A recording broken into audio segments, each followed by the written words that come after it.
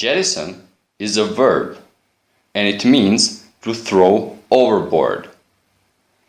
Jettison means to push something away or toss something away. So for example, Warren Buffett has jettisoned $50 million of assets. This means that Warren Buffett has thrown away $50 million of assets. So jettison is a verb.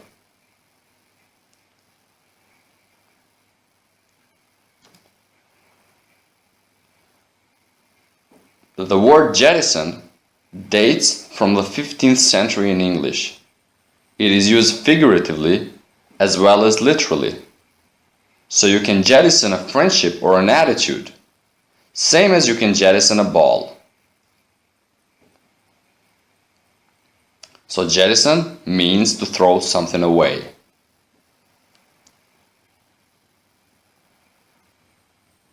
Let's go to the next word. Expedite. Expedite is a verb as well. It means to speed up the process. To expedite something is to make it go faster or speed up the process.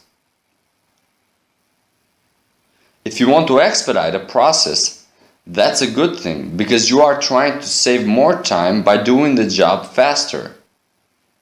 You can expedite your commute by using the car. Jack wanted to expedite the arrival of his documents, so he used express mail. So expedite means to speed up the process, to make it go faster. Like, look at the picture. This is a picture of FedEx company. FedEx has the X, which means faster or express. Let's go to the next word, purge. Purge is a verb as well. So purge means to get rid of something or someone, or to cleanse of impurities. She wanted to purge the fear of heights, so she decided to get on an airplane purposely. Purge is derived from the Latin word purgare, meaning to purify or to cleanse. It can be used figuratively as well as literally.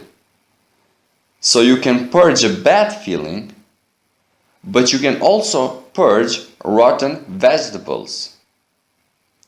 So purge means to get rid of something unwanted. Incite. Incite is a verb as well, which means to urge into action. Incite means to provoke or stir something up. Racism and radicalism incite wars. This means that racism and radicalism provoke or stir up, so wars would appear.